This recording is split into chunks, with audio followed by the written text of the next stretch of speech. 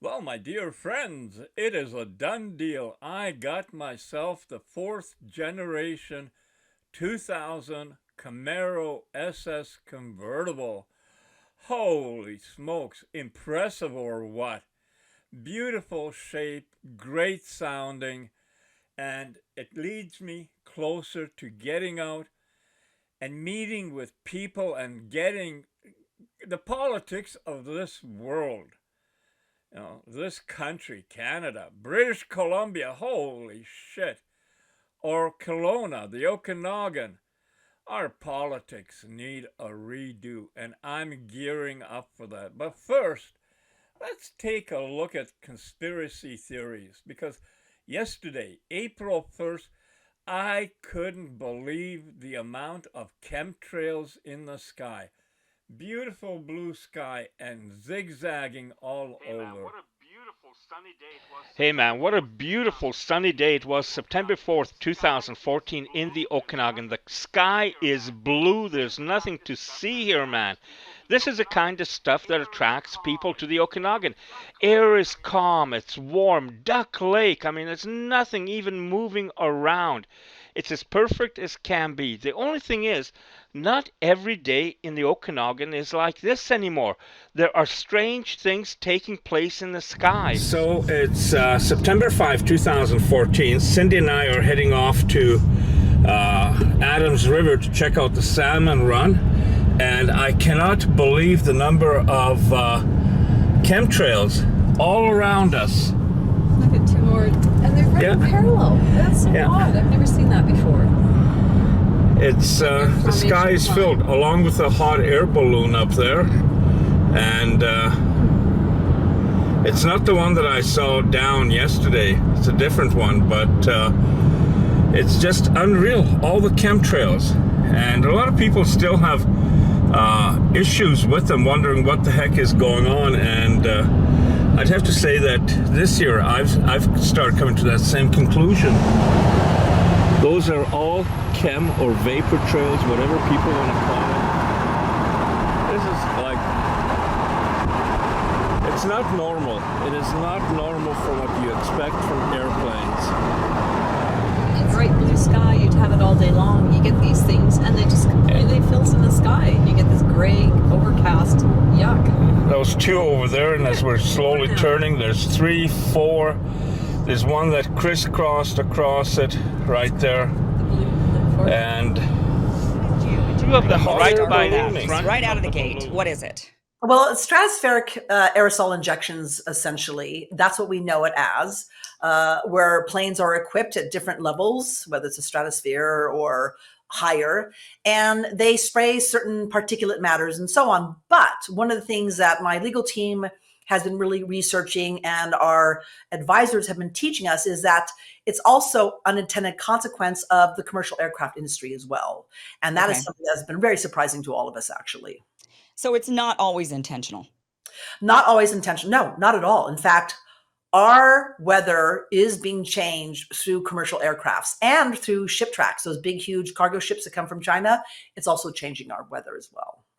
And also when we talk about climate change and the people that are, telling us climate change, they're saying that it's our, carbon footprint that, now they're going after farming, saying that farming's causing too much in Davos. Carbon. All of them fly into Davos on their private jets.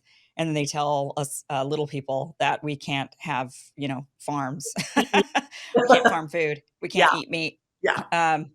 So some of it is unintentional, and maybe there is something to, the carbon emission causing some global warming, I suppose. So that would all be considered geoengineering. Yeah, when it comes to, I was for a short span, I was a climate change believer. I even started 501c3s around it. Now I know it's a big boondoggle, essentially. Mm-hmm. And I say to people, you cannot tell me that climate change exists unless we are able to distinguish between geoengineering and actual climate change. And until you remove geoengineering, whether intentional or not, you can't tell me if our climate is changing because of man-made reasons. And actually when they say, climate change is man-made, I'm like, yeah, it is man-made. It's actually engineered. And that's exactly what we're trying to do with Save Our Skies, is distinguish between myth and fact. And cloud seeding is a method of making clouds rain off before they naturally would. And what I find to be a rather worrying trend, it's becoming increasingly popular all over the world. Several of the United States, including California and Utah, use cloud seeding to combat drought. China has a cloud seeding program that employs more than 30,000 people. India uses it to try and clean the polluted air over megacities. And just in the recent weeks, the governments of Indonesia and the Philippines took to cloud seeding to combat wildfires. And now this. A new paper says that irrigation can significantly reduce the length of heat waves if done sufficiently in advance. Taken together, it looks to me like we're on the way into a global water war. Let's have a look. There are two ways to seed clouds. You can either blow these particles upwards from the ground and hope that they reach the clouds, or you spray them directly into the clouds using airplanes or rockets. The second method turns out to be more efficient and is also more commonly used. And why not? Because people believe in chemtrail conspiracy theories anyway, so we might as well live up to it. Cloud seeding has been around since the 1950s, but it wasn't until a few years ago that scientists could show that it actually works. The most convincing studies used radar measurements to detect ice crystals in clouds after a plane went through and distributed the seeds. They found that on the path where the plane distributed the seeds, the concentration of ice crystals was 2 to 3 orders of magnitude higher. And they could also see that the ice crystals grew. So there's good evidence that the physics works as expected. Brain freeze for the clouds, basically. There are also about a dozen studies that measure changes in precipitation from the seeding. To get statistics, they monitor the unseeded areas surrounding the seeded areas as an estimate of the natural precipitation. These studies typically found an increase in precipitation of about 15% with a confidence level of 95%. However, other studies have found that in dry areas, cloud seeding can increase precipitation by up to 30%. The most common particle to be used for cloud seeding is silver iodide. It comes back down eventually, either with or without the rain you were hoping for. The amount per area is minuscule, but the stuff might have negative impacts on microbial life, and God knows how that accumulates in the food chain. This is why there are some studies going on to try and replace it with other stuff, like maybe we could use glitter instead. I'd quite like glitter rain. Now you might say that a 15 to a 30% increase in precipitation isn't much, but spraying clouds is cheap, and if your country is going through a drought or having a lot of wildfires, it's worth a try. Also, scientists are still trying to improve the method and their ability to predict when it will and won't work. Now comes this new paper from a group of researchers in China. They studied how irrigating land affects the intensity of summer heat waves. They say that if the soil is well irrigated in the spring, it can keep the moisture for months, and the slow evaporation can reduce the length of summer heat waves by more than 2 days. If the irrigation is continued throughout the summer, they say heat waves can be cut by more than 6 days. That's substantial. So let's put all these things together. Rain is good for vegetation, it cleans the air from pollution, it helps combat wildfires, and it can reduce the length of heat waves. Plus, cloud seeding is cheap, and while it's not super efficient, it does something.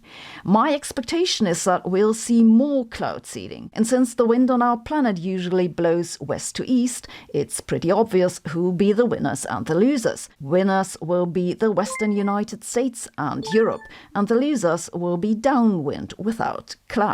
And no, there are no laws preventing this. There's an international convention, the Environmental Modification Convention, that 78 states have signed, which prohibits the military and hostile use of environmental protection techniques, but this doesn't cover cloud seeding. Leaving aside the political dimension, I find this an interesting development because we're witnessing how humans are gaining control, or at least trying to gain control, of the weather and climate. And who knows, maybe in 100 years from now, you can order blue skies for your wedding day or literally rain on someone else's parade. So we're going to dive deeper into geoengineering, both the intentional and the unintentional. But how did you get into this, and how long have you been focused on this? Well, I was raised in Northern California, Nevada City, California area. Sailed as a young girl, watched the skies, and it was really in the early 2000s, I'd say 5 or so, 2007, I began to see these streaks in the skies, and they would continue and continue. And I'm like, what the heck is this? I've never seen anything like it. And of course, now it's gotten worse over time. And so before COVID struck, I was calling out geoengineering. And so I've heard of, I mean, I'm going to tell you, I don't know anything about this. But what I do know is people have been telling me, Kim, look into chemtrails, look into geoengineering, right? We hear this, and I just assume that the lines I see in the sky, I mean, I live in Los Angeles, we got a lot of air traffic. I'm assuming that these are just planes flying across the skies, leaving whatever it is behind them, their exhaust or what, I'm not sure even what that exactly is. right. Right. So that's, I assume that there's not, really anything like like a normal, lay person, right? Any lay person is going to just kind of think, well, it's just normal traffic. Like, obviously there's more carbon emission in the air now that we drive a lot of cars versus if we were using horses and buggies. Well, I don't know. Now, I have heard quite a while ago about drugs being administered to military personnel to make them more aggressive. This was actually from the US, but could that be still going on and increasing? What's the deal with drugs and the military? All four assailants of the Moscow massacre, the gruesome attack on innocents in the Costco theater in Moscow, which has left over 140 people killed and about 180 plus wounded. One interesting feature that has come to light is that they used a chemical, a drug, which takes away all fear. Koskan, it's called the courage chemical, as it is referred to in colloquial terms. They had taken that, and that is what explains their absolute, robotic-like maneuvers. Their absolute calm as they were shooting short bursts and single shots to kill the poor victims at close range, point-blank range.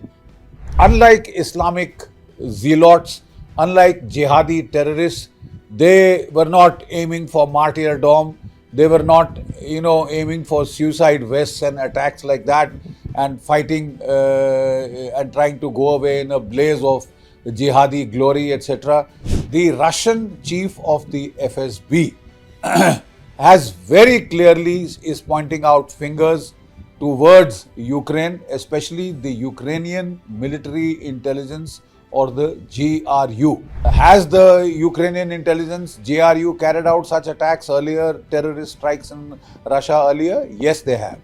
So that is one dimension. The more critical dimension, should India worry? All four assailants of the Moscow massacre, the gruesome attack on innocents in the Costco theater in Moscow, which has left over 140 people killed and about 180 plus wounded. They were still searching for in the debris for the bodies of the victims. But all of these four assailants have been in Russian captivity for quite some time now, as also the local handlers. And these would be able to provide much more intelligence about who exactly ordered it, who was behind it.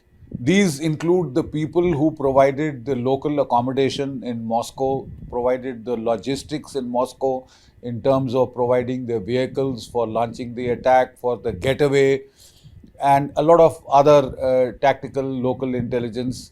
All those supporting, ancillary facilitators in Moscow are under captivity and are quite obviously under severe interrogation.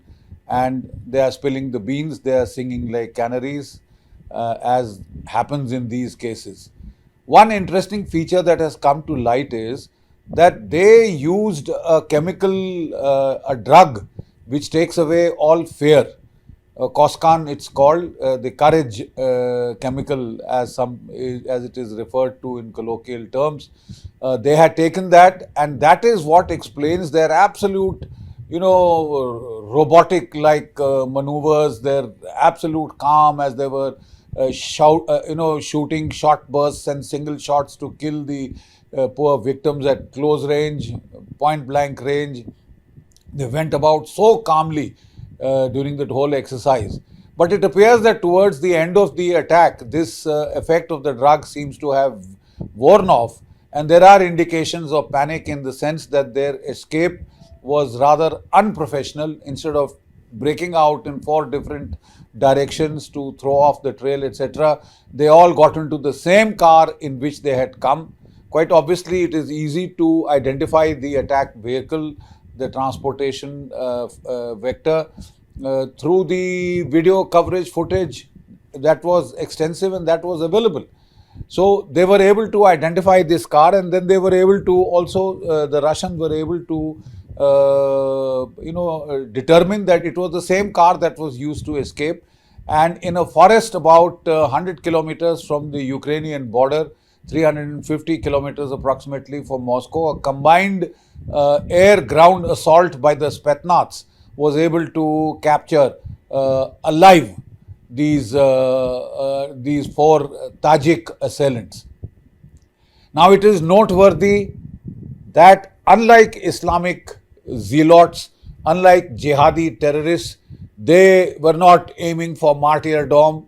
They were not, aiming for suicide vests and attacks like that and fighting and trying to go away in a blaze of jihadi glory, etc., which is the normal trademark feature of any of these Islamic State Khorasan type attacks or any jihadi organization attacks. They generally send suicide bombers, suicide volunteers who have pledged to attain, martyrdom, whether they have been hypno-controlled or whether they are on drugs or whatever, but they fight to the finish.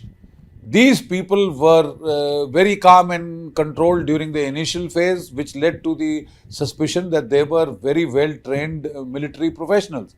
But it now turns out that they were on Costco, they were on a drug which takes away fear and which made them behave in that very, very professional, seemingly professional manner. But like I said, their escape was a testament to the fact that that drug, whatever they had ingested, had worn off. Number 3, are we being poisoned by our government? Poisoned brain, poisoned everything? What the hell is going on, and why aren't people waking up? Well, things are changing so fast that it's hard to think about what the future might look like. But pause for a second and force yourself. What will the world look like in, say, 10 years, 15 years, 50 years? Well, the outlines are pretty clear. If the people who run things, powerful forces, and by that we mean very specifically the U.S. government, the Chinese government, the UN, if they have their way, there will be a lot less private property, a lot less privacy for the average person, and for the average person, a lot of really big decisions will be made not individually, but by machines. So that's clearly the direction we're going. The question is, who wants that? And the answer is very, very few people. That's dystopian, doesn't quite capture it. That's horrifying. That's a nightmare. And so if you had to bring about that future with the consent of the governed, as in a democracy, that would be impossible, because no one will ever want that. It's too ugly and sad. It's clearly anti-human. It's a dead end. So how do you do it? Well, you only have 2 options. You can use force, just put a gun in people's faces and say, do this, accept this, or I'll kill you. But that's messy and hard, and it requires a lot of guns. It also requires a kind of muscular attitude, an aggression, not just a passive aggression. Probably not going to happen. Or you can do something else. You can make people want it. That's very different from convincing them. There's almost no effort to convince you of anything anymore, in case you haven't noticed. They've totally given up on argument as a means of reaching some kind of mutual consent, It doesn't exist anymore. But they can instead make you want it. Well, how would they do that? Well, the fastest way to do that would be by, say, changing your brain. Is that happening? Well, you have to kind of wonder. What was COVID, by the way? It was the other day, it feels like. We haven't really talked about what that was. It wasn't just some random virus. It probably wasn't even just a lab leak accidentally. This was a bioweapons lab run by the Chinese government, paid for in part by the US government, and it went global. But it really went to the West. That's the truth. To the English-speaking world, to Europe. And it seemed to have changed people. So what's going on here? Is something going on here? And if so, what can you do about it? How do you preserve the sovereignty of your own mind? Maybe that's the most important question. Very few people are thinking about this seriously. Lots of people are speculating about it, but very few scientists are looking at the specifics of how this might be done and what you might do about it. In fact, there's really just one that we're aware of, and we're about to meet him. He is German. His name is Michael Nels. He's a medical doctor, a physician. He's a molecular geneticist. And he's written what seems to be an amazing new book called The Indoctrinated Brain, How to Successfully Fend Off the Global Attack on Your Mental Freedom. And we are honored to have him join us now. Dr. Nels, thank you very much. I'm very honored to be here. Thank you very much. Actually, it honors my work. Well, and we're honored to have you. So I sort of non-technically and maybe grossly generalized, summarized this idea, but I'd like you to bring some science to it, that maybe COVID, not just the vax, but the virus itself, changed the way people think and feel about themselves and understand themselves. Do you think that's possible? Yeah, it's absolutely possible. It was already shown with SARS-CoV-1, the predecessor of SARS-CoV-2. Yes. It was published already in 2007, 2008, papers which showed that the spike protein itself is capable of doing something which we call neuroinflammation. That means kind of a cytokine storm in the brain. And I've worked on this issue for the last 10 to 15 years, actually published a paper, Unified Theory of Alzheimer's Disease, which is Alzheimer's. Most people think it's the cause is age, but the real cause of Alzheimer's is actually neuroinflammation and our lifestyle. And so the reason age is correlated to it is just because it takes decades to develop disease. But neuroinflammation can be caused by many things. It can be caused by excessive fear, by fear-mongering. Neuroinflammation can be caused by bacteria, by viruses, by infection, chronic infections. Yes. So it was shown that in order that the hippocampus, it's our autobiographical memory center, which is the center where Alzheimer's starts, needs to be functional, something which we call adult hippocampal neurogenesis, a permanent production of new nerve cells, which have many, many functions we need to talk about. They are essentially our mental immune system. And if this production is essentially shut down, then our mental immune system breaks down and we are free for everything. I mean, we can be conquered and we would even accept it.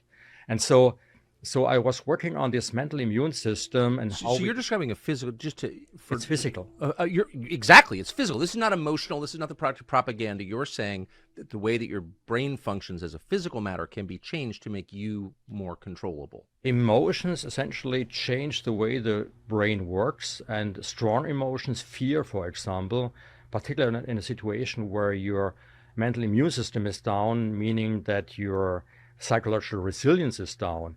It leads to a very strong effect in the brain, kind of a neurotoxic effect, leakage of molecules out of the neurons, which are recognized by immune cells in the brain. And this recognition leads to an activation of an immune response, a very strong immune response, activating cytokines, pro-inflammatory cytokines, and they attack the hippocampus, our autobiographical memory center, shutting down essentially many, many functions like, for example, curiosity, like, for example, psychological resilience. It drops, meaning that everything that happens leads to an increased rate of depression. And it shuts down, which I've shown recently and which I've put in my book, it shuts down our ability to think. You're describing what we're seeing all around us.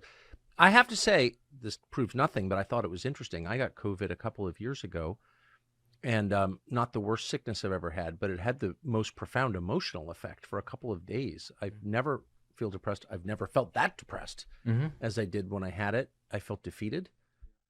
I didn't expect that. I've never heard anybody say that that was a side effect of COVID. Is it? It is, yeah.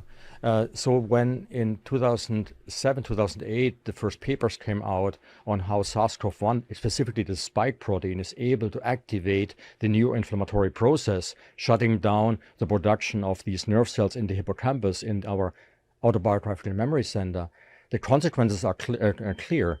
In the short term, you are prone to depression. In the long term, you're actually prone to Alzheimer's if you don't change the course of events. Of course, in that time, the spike protein was not, I think, able to actually enter the brain, and they changed that. So when I was actually almost laughing because it was so deeply depressing in a way, so my reaction was kind of funny. I said, when the Nobel Prize was given in 2023 to this mRNA program bringing the spike protein into humans by genetic engineering, the two researchers who got the Nobel Prize actually said in an interview, well, we came up with this idea 15 years ago. So when you look back 15 years ago, it was clear that the spike protein is a bioweapon against the brain, particularly the part of the brain which I call our mental immune system, which is the very important part that makes us human. Which allows us to think, which allows us to be curious, which allows us, to explore the world and develop a culture, everything. So the spike protein essentially attacked humankind, the very basis of humans. Of course, at that time, the spike protein was kind of, not very dangerous because it was an external inflammation outside the brain, which, of course, is transmitted to the brain. That's known. And so we had an indirect neuroinflammation. If you really want to attack the brain, you have to get the spike protein into the brain. That's really dangerous. And so two things happened actually here. So first of all, they changed the SARS-CoV-1 into SARS-CoV-2 by including this furin cleavage site into the spike genome, in the gene of the spike protein. So if you insert this cleavage site, you create essentially a target for a molecular scissor that all our cells have, which we call furin. If furin cleaves the spike protein two halves, we have two subunits, S1 and S2. And the S1 subunit is the outer part, interacts with the same receptor that is also our fear receptor, our danger receptor on the immune cells. And that triggers essentially a cascade of events, which at the end leads to an output of enormous amounts of pro-inflammatory cytokines. Each individual of them, the whole cascade of different ones, interleukin 1, interleukin 6, TNF-alpha, interleukin 17, whatever. All of them were shown to shut down the production of new nerve cells in the hippocampus, which we require for curiosity, psychological resilience, and our ability to think. And those are the effects of the vax, of the mRNA vaccine. Not only the vax, the virus itself. I think you may be, it's a lot to take in, but you may be answering the question, why after the mRNA vax was shown not to stop transmission, did governments continue to push it on their populations? Absolutely. They pushed it even on unborn children, and they... Yes. Women who are pregnant, young children. So these are all different pieces of a puzzle I couldn't understand. And only when I realized it's not about health, it's not about not even money, it's about conquering the human mind, then it totally made sense suddenly. And all the pieces of the puzzle fell together seamless. And I had a picture in front of me which clearly showed what they are up to. And that is really to undermine the human ability to think. And it's even worse than that. Which I show in the book. Because we need this production of these new nerve cells, not only for curiosity, psychological resilience, or our ability to think. They are also necessary for memorizing and retrieving new memories. So if you shut down this production and force the hippocampus to memorize all these different stories, these fear-mongering narratives, then these narratives will enter the brain. They will be memorized in the hippocampus, but for a cost. They will override pre-existing memories. There's no other way around it, because you have no production of new nerve cells allowing new memories formed without harming previous ones. So what happens is you override with the narratives, with the fear narratives, with the technocratic narratives, you override your pre-existing memories, your individuality or your personality, and change it. If intentional, this would be the most evil thing ever done. Absolutely. Absolutely. When I wrote the book, my wife actually is the person who first reads it and corrects it, and she almost got a heart attack doing that. I mean, she had really problems reading chapter by chapter because the evil that the book reveals is traumatic. So you spent your entire life within science. Yeah. And so the people who did this or who made it possible are, in some cases, I'm sure people you know, but certainly the kind of people you know. Yeah. How hard was it for you to reach the conclusion that those people were responsible for something so evil? For me, it was extremely difficult to accept because the last 15 years I spent my life essentially, I wrote actually 4 or 5 national bestsellers in Germany, and now they are going to be translated in English because this book is now making its way in the English world, of course, and is, so to speak, puts the others will trail behind it. But I spent the last 15 years trying to convince people that Alzheimer's is not something you can't avoid when you get older. But it was not about Alzheimer's. It was about something else. Alzheimer's is just the tip of an iceberg of a society whose mental immune system is not functioning.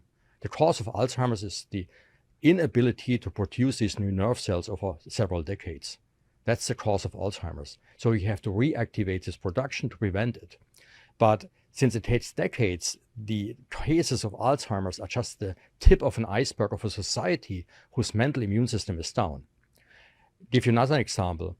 If the psychological resilience is down because the production of these nerve cells is down, then the likelihood increases that you get depression. And depression became the #1 disease in 2017. Actually, the WHO said in 2019 it's now the most common disease on earth. #1. So if you realize depression is inversely correlated to the production of these new nerve cells, that means in 2019, even maybe in 2017, the mental immune system of the human society was down at, or it was at its lowest level. We were easy to conquer. We were easy to accept what was happening. So for those of us who've noticed that people who've taken the mRNA vax and boosters seem different psychologically. Yeah. We're not imagining that. Yeah, no. It's that's what's really happening. You see, people who have not a high production of these cells in the hippocampus, they act normally during the day. In a normal situation, they do whatever humans do, and you don't realize it. I saw that actually even in the part of my of people I know, that when I saw them at parties, we could talk about everything which is trivial. But as soon as you start to talk about something more difficult, that was before 2020, you realize they don't want to you put their brain in a working mode. They just avoided these topics, and these very people who are not interested in really thinking were the ones who actually took the shots very quickly. Because you have to see, the mental immune system, as I already counted off, the curiosity is lacking, so and the other side of the coin of curiosity is psychological resilience, because being curious, meaning you enter a new space, new thoughts, and everything that's new is per se potentially dangerous. Yes. So you have to have a high psychological resilience to enter this new space. So if both is down, curiosity and psychological resilience, then you accept everything. And particularly if something comes with a lot of fear, oh, you could die, your family could die, everything is very, very dangerous, then you fall back to I would say cortical reflexes like like something that is inborn in us, behavior that's inborn. And one behavior that's inborn, of course, in humans is, and that's natural, is if there's a danger, you go into the group. You don't try to be isolated. You follow the group. And if people tell you the group is going to take this vaccine, then everybody runs and I want to have it too. You don't think, you just follow the crowd. The effects of spike proteins on the human brain, just to be clear about what I think you said, were well known by the time COVID was loosed on the world and the mRNA vaccines. Well, I didn't discover that. I just used the papers and the publications which were out there to come to this conclusion. And if I can read these papers, everybody else can do that. They are public. It's not like it's hidden information. So that was clear. You see, when the virus broke out, by whatever reason, it was long not clear to me, and there's no eyewitness who tells us, yeah, we actually did it on purpose. Yes. And everybody knew that the virus, based on this furin cleavage site, produces a spike version that can enter the brain and has all these detrimental effects on our mental health. So that was really bad. And even if that was not on purpose, what was clearly on purpose was the mRNA injection program. That was on purpose. It was forced. And here the people who actually forced us or forced people psychologically to undergo this injection, they had a choice. They had many, many choices. They had the choice, for example, to change the mRNA that it doesn't contain the cleavage site, that the spike protein is not able to enter the brain. They could have had another choice. They could have taken proteins instead of mRNA, which is modified to stay long in our body, which doesn't make any sense for getting an immune response, and that doesn't make any sense at all. They had another choice. They could have taken not the spike protein, which is dangerous. They could have taken, for example, the nucleocapsid, which is another part of the virus, which is not dangerous to us, and actually was proven to give us a very good immunity if you have a natural infection. So that it was proposed. There are papers out there in 2020 proposing that, and it was ignored. And then the mRNA itself is dangerous because you have to package it because it's not very stable. Yes. You have to package, and the packaging itself is dangerous. It's very pro-inflammatory, meaning again attacking the brain because it causes neuroinflammation. And in addition to that, it was shown that a large portion of it, actually of the mRNA, packaged with the lipid nanoparticles, can actually enter the brain. Lipid nanoparticles were actually produced or invented to enter the brain. So that, I ask you to stop it for a second, that when the injections were first rolled out, I remember reading someone say, actually, this could cross the blood-brain barrier. Yeah, sure. That's why it was developed. That person was shouted down immediately. You're a conspiracy nut. You're crazy. I think we now admit that that's the case. No, it was already published by the European Medical Association actually published a paper showing that 4% of the circulating, mRNA can enter the brain. And what was shocking to me actually is the way they did the injections itself. That even that is revealing. If you really want to make sure that a large proportion is circulating, you have to make sure that you inject it in a way that the likelihood that it enters the bloodstream is higher. And when I was trained as a medical doctor, I learned that if I have to give an injection that has to stay at the injection place, yes, you actually draw a little bit blood. And if there's blood to be drawn, you are in a vein or in an artery or something. So you change the position of the needle tip. To inject it into fat. Yeah, in the fat or in the muscle, but not in the vein. But here there was clearly the indication, or there was actually the rule, no, with this one we have to inject it without drawing the blood first, without checking if it's in the bloodstream. And that's the major reason actually why, for example, young adults who usually muscular, doing sport, had so often myocarditis, even deadly myocarditis, because they have the big veins, so they get the full dose. That's the explanation. So you believe, based on the way it was designed, manufactured, and administered, that it was intentional, that the people who did this wanted it to get into the Well, brain everything is population? this whole list of what I just given you, of things which could have been different if there were no intention, was not even considered, or if people proposed it was negated. So I think, let's put it this way. In my book, I only bring all the scientific evidence. I bring all the pieces of the puzzle. I show how the pieces of the puzzle can be put together seamless. And so it's very likely it's the correct picture. But at the end of the day, I'm not accusing anybody. I'm just, let's say, the prosecutor saying this might be the case. I have my personal opinion, but at the end, it's the reader who is the jury. I was interested to notice where this was administered, these shots. Mhm. So China, no. I don't think China forced its population to take the mRNA shots. Is that correct? It was only a testing ground, essentially. And Right. of course, people were fearful enough. Actually, at the time when, or a year later, my wife and I were in Egypt on a vacation just for a week. And we talked to the people there who went with us to the big sites to have there, the ancient ruins and so forth. And we talked to them, and they said they actually had to pay money. There was like an auction going on, who gets the shot first. So I don't know if you have to push people to do that.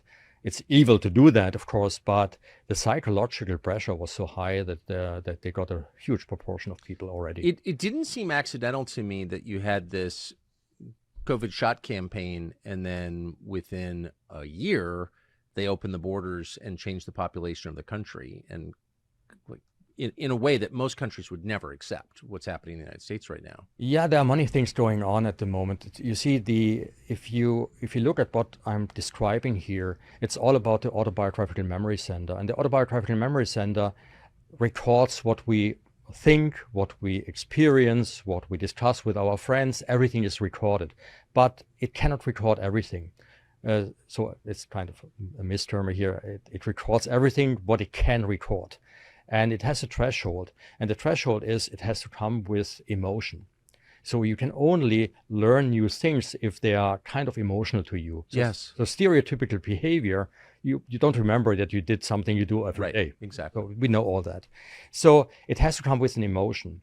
So if you really want to transform a brain, so first it's a two-step process. First, you block the neurogenesis, the production of new nerve cells in the hippocampus. Then you come up with the stories you want to install. But since they have to come with an emotion, you can't come with the same story every day. You have to change the story day by day. You have to come up with new stories with the same intent. Something is breaking down, the world is shut down, everything is dangerous, I'm losing my job because immigration. My family might be killed because we have an atomic war based on these local wars. We have the war against climate change. Everybody will drown because the water will rise. All these stories come up day by day. Actually, the World Economic Forum has a program, a brochure they bring out every January, and they talk about permacrisis, and they have hundreds of points. They are actually listed in my book. They have in mind or in their background where we can start the next crisis. We need to change the story so that at the end of the day, your personal history is overwritten by these fear-mongering stories. And you have to change it, otherwise it doesn't work. So that explains it. It explains something very interesting, actually, by the way. I couldn't understand, because as I show in the book, it was all well planned. I mean, there were plans already out there, 2018, the program 201, we know that, everything was planned. But when it really actually happened in 2020, our government in Germany, for example, had new rules every day, changing rules all the time. And I said, they're behaving like they didn't know what they do, but everything was so well planned. I mean, the vaccine was out so quickly. Everything was planned, but they did as if they had no idea what they should do. But in reality, if you look from the point of view of the hippocampus, of your autobiographical memory, this changing of rules is part of the plan. It has to be part of the plan, because changing the rules mean you have to memorize every day new rules, and they override your memory center. And that's so you, after a while, can't remember what life was like before the rules. Exactly. You see, if you want to install, and this is all about installing a new operating system, Yeah, you or in your introduction you said you didn't say it, but it's like an artificial intelligence controlled society by a social scoring system, and I call it in my book, let's say, an evil social social operating system, which you can actually abbreviate by SOS. Yeah, quite nicely. It means something else, but we know where it ends, and so. If that's the plan, and you alluded to it, and I'm pretty sure everybody who reads Schwab's book knows what's going on and what they are intending, then it's clear you have to create a situation where there's no other fence anymore. There's no fence where you can see the grass is green on the other side. Look at other dictatorships, fascism in Germany, Stalinism, whatever. Yes. There was always a fence, a border where it was different on the other side. But we have to think here global. If everybody is attacked, then there is no border, there is no other side, there's no way, no place you can hide, no place you can go. But there's another border in your brain, the brain of history. You know it was different in the past. But once you start overriding the past, then even this border is gone. There is no way there's no refuge anymore. Nothing you can go back to and think about, okay, it was different in the former times. We have to get back to that place, to this time. We have to change something. Yes. And the ability to change something comes with individuality. Creativity, individuality are closely linked. But what's happening here is we destroy individuality. That means we destroy the creative power of humanity. And then we just follow the rules that the artificial intelligence. So you're really describing a kind of mass Alzheimer's. I mean, with no, because a person without memory isn't fully a person. Yeah, I give you another word for that. It's, you see, the ability to think, there was a Nobel Prize given for that actually in 2002 to Daniel Kahneman, a psychologist. The Nobel Prize was in economics. How do we come to decisions in difficult times, so to speak? That was the Nobel Prize. Of course, it was for businesses. But nevertheless, he described a mental energy that we need to activate thinking. And in my book, I describe what this mental energy is. It comes from the production of these new nerve cells. So if you shut down the ability to think, then you are stuck with the non-thinking brain, which he called System 1. So System 2 is the thinking brain. System 1 is our default action during the day, which doesn't require any energy. We call System 1. Another Nobel Prize winner who was trying to find out where our consciousness is, and our conscious is in the brain, Francis Crick, he got the Nobel Prize for discovering DNA. He published a paper in 2003 with Koch, his colleague, and he said System 2 is great that we have it. It's essentially the motor of our society, the thinking ability. Yes. But it's also good to have System 1, which allows us in standard situations to actually react in a way that doesn't cost any mental energy. And he named the System 1 the zombie mode. Zombie mode. Zombie mode. So if you are not able to engage System 2 anymore, and that's what my book describes, under the attack of the virus and the fear-mongering and a lifestyle that's not very healthy, then of course we are stuck in a zombie mode, and I really fear the zombie society very much. A couple of questions. What does this do to religious faith, which was at the center of all societies until the Second World War? Does a zombie mode, does a zombie population have religious faith?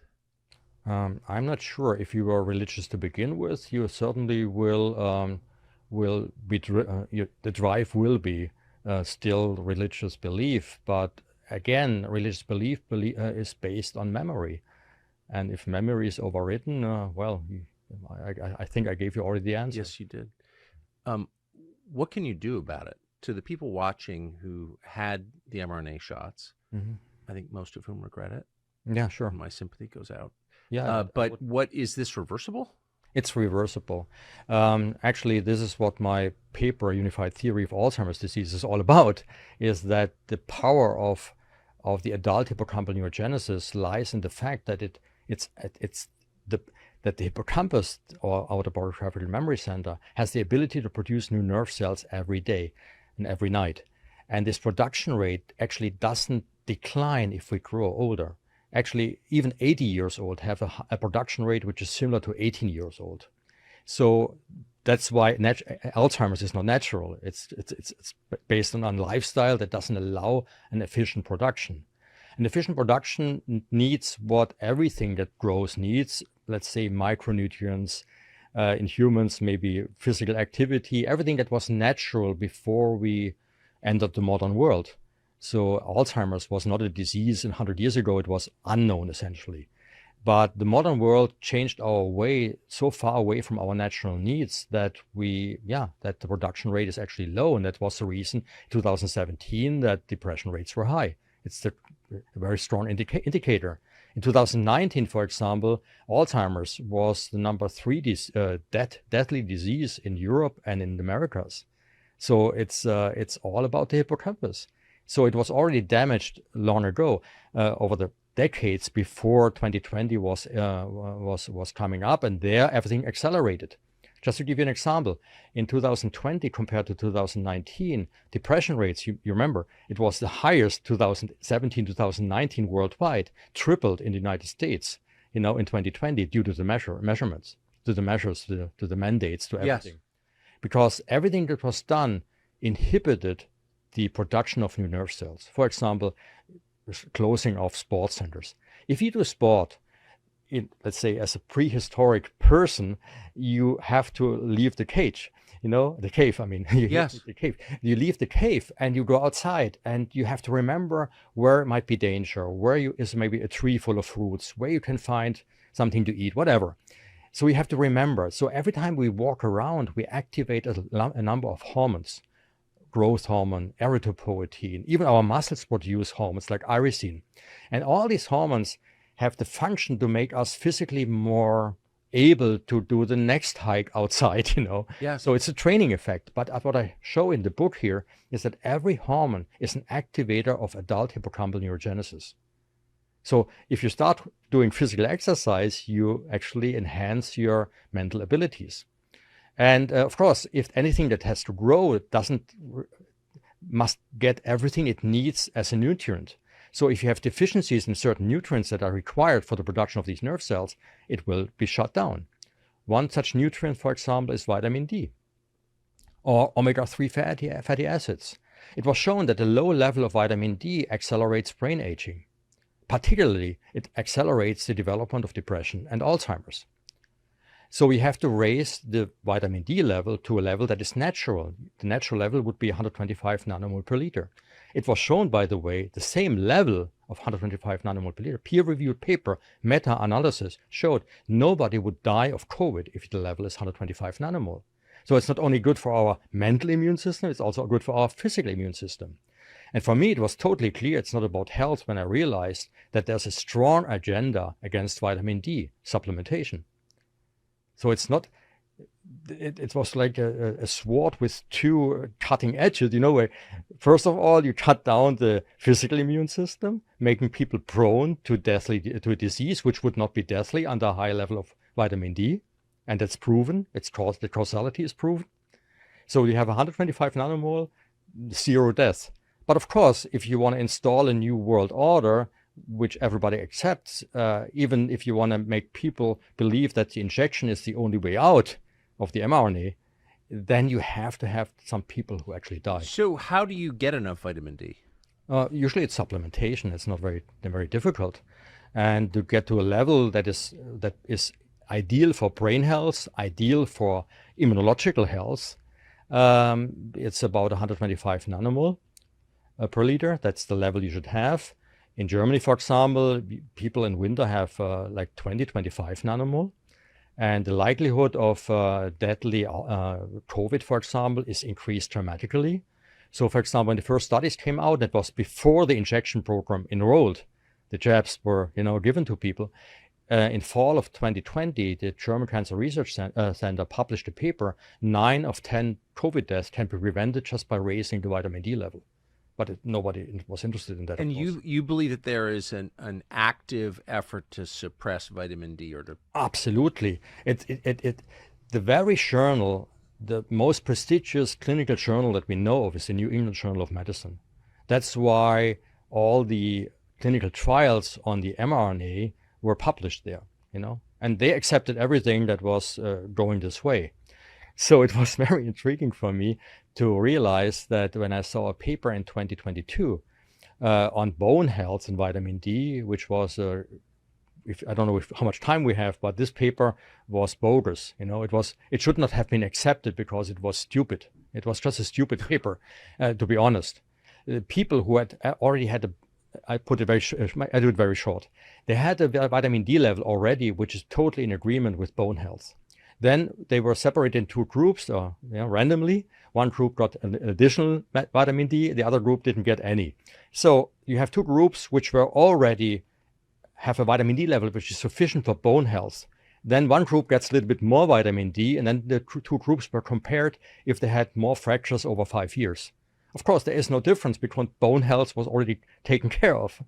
But based on this study that was published in the New England Journal of Medicine, an editorial was published at the same paper, in the same journal, a decisive verdict on vitamin D. And the editors come to the conclusion that nobody, even with a deficiency, needs vitamin D. Doctors should stop prescribing vitamin D or even checking the vitamin D status. And people shouldn't waste money using... Oh, come on. Yeah, it was the New England Journal of Medicine. And in Germany, actually, it was Medscape, an article by a German professor. He actually said in a journal, in Medscape, and that's the most influential information journal for health practitioners worldwide, mainly financed by pharma industry. And this guy said it's actually a Nazi thinking to prescribe vitamin D or things like that, because that's where the idea of supplementing micronutrients actually was born, in his opinion. And so giving vitamin D, if you have to think about as a physician, if you give vitamin D, you're actually following Nazi ideology. This is so dark. It's extremely dark. Where is it coming from? Well, as I said, when I read Schwab's book from the World Economy Forum about COVID and the Great Reset, and the Great Reset, as you already alluded to in your introduction, is not something we would welcome if we were, mentally in a healthy state. We would actually, say, oh God, no.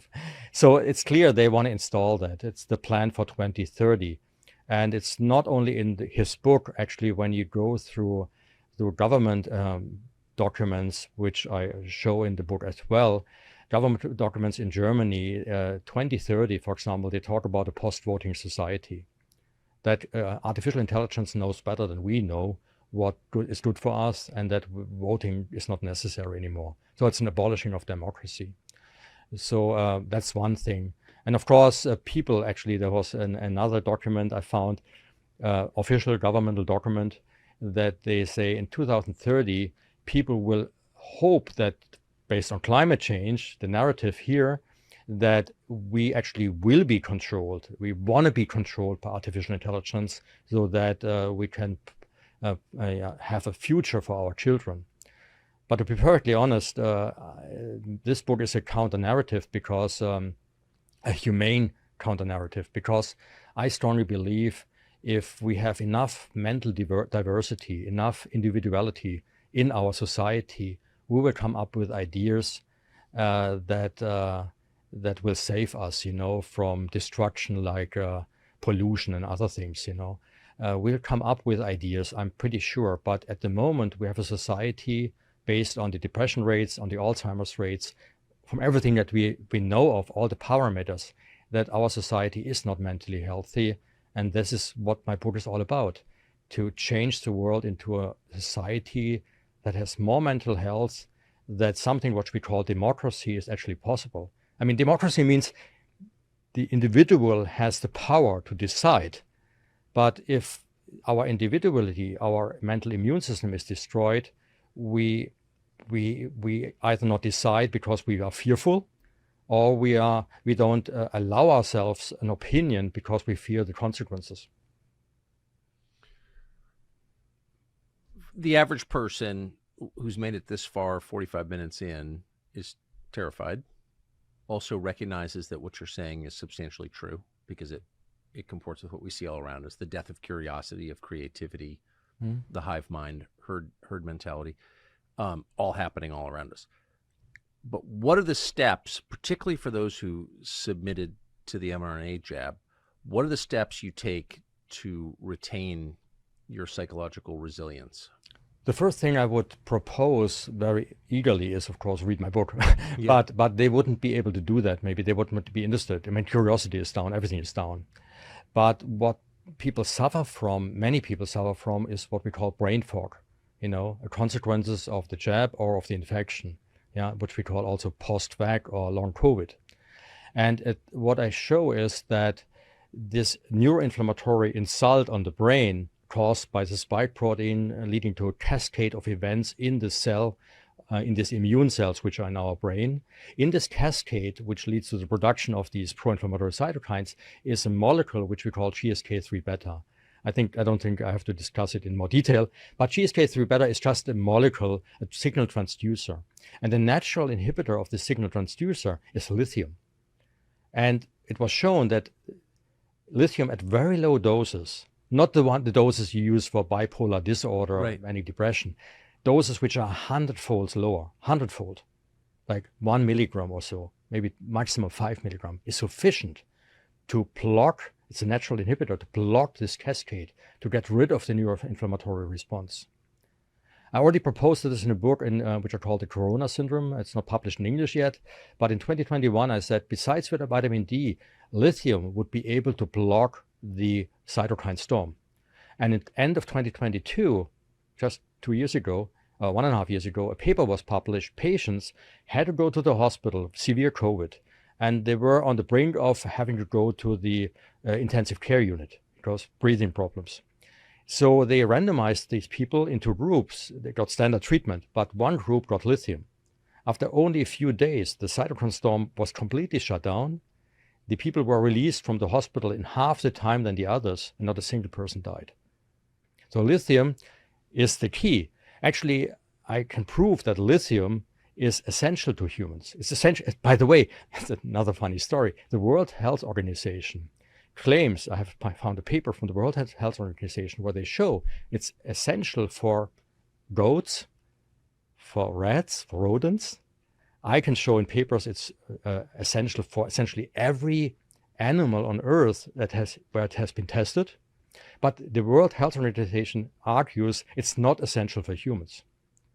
But I can tell you, if you would take lithium, you not only get rid of your brain fog, you also start, it was shown, to activate adult hippocampal neurogenesis. So in my paper of 2016, Unified Theory of Alzheimer's Disease, I show that lithium as a single molecule can actually stop the progression of Alzheimer's. Given that you have, I think, seen and described in your book the big picture of what's actually going on, all these different threads are part of one thing. Has it changed your view about people or changed your view of the spiritual world? I mean, this is so evil that, and you said it's not about money exclusively, and it's not about elections. It's much bigger. I mean, how has that changed you? Well, in the last chapter, which is the chapter of hope, where I show we can change that, we can empower ourselves again. Because you have to understand, we talk a lot everywhere about how it happened, what happened, how it was instrumentalized, all the different steps, all the evil things, but we need to know why it happened. And when we know why, then we know the target, and we know the target, in this case, the hippocampus, we know how to change things. But so the last chapter is about that. But in the last chapter, I also discuss with myself why it actually happened in the first place. What are these people? And I found a couple of books about and papers, publications, peer-reviewed, that if you are empowered, the more power you have, something develops which we call acquired sociopathy. And maybe that's behind that people have kind of a godlike, self-esteem.